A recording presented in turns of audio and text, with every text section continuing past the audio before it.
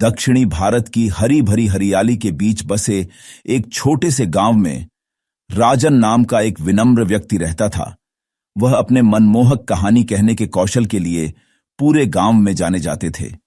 हर शाम ग्रामीण उसकी करामाती कहानियां सुनने के लिए अलाव के चारों ओर इकट्ठा होते थे, जो उन्हें उनकी कल्पना से परे दुनिया में ले जाती थी।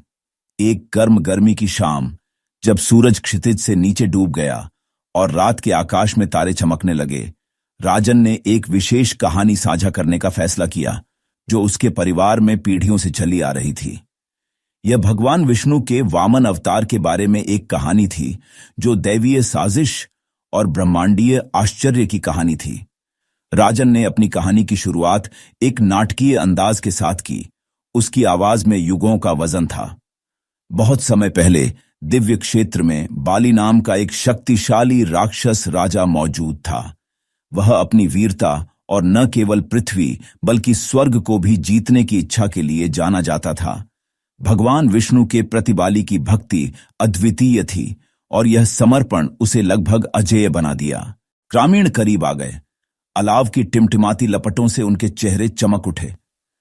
बाली की अटूट भक्ति देखकर राजन ने आगे कहा, देवता चिंतित हो गए। उन्हें डर था कि बाली जल्द ही सभी लोगों का शासक बन जाएगा और इसलिए वे मदद के लिए भगवान विष्णु के पास गए। राजन की कहानी कहने का कौशल इतना प्रभावशाली था कि ऐसा लगता था जैसे श्रोता स्वयं दिव्य दुनिया में पहुंच गए हों। भगवान विष्णु ने अपनी अनंत बुद्धि से बाली को परास्त करने के लिए वामन अवतार धारण करने का निर्णय लिया, जो सबसे छोटे से भी छोटा रूप था। वह एक युवा ब्राह्मण लड़के, उज्ज्वल और सुंदर के रूप में प्रकट हुए और राजा बलि के भव्य बलिदान समारोह में पहुंचे।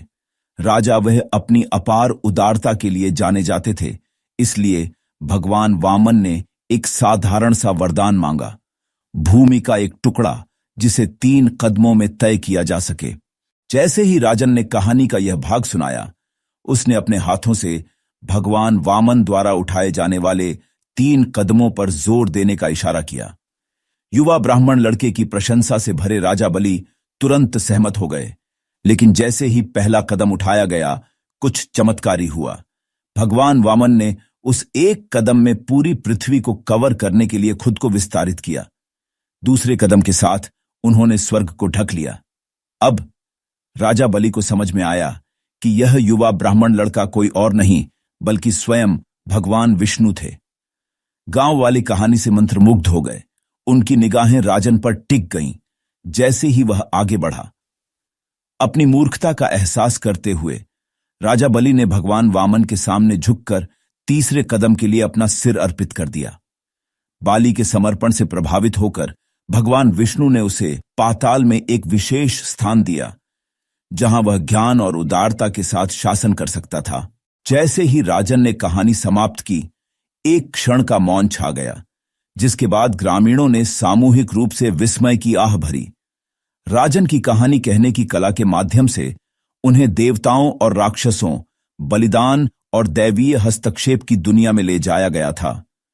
ग्रामीणों ने भगवान विष्णु के वामन अवतार की इस मंत्रमुग्ध कर देने वाली कहानी को साझा करने के लिए राजन को धन्यवाद दिया। जैसे ही वे अपने घरों की ओर चले गए, वे अपने साथ न केवल कहानी की स्मृति बल्कि भक्ति, विनम्रता और परमात्मा की शक्ति की गहरी समझ भी ले गए।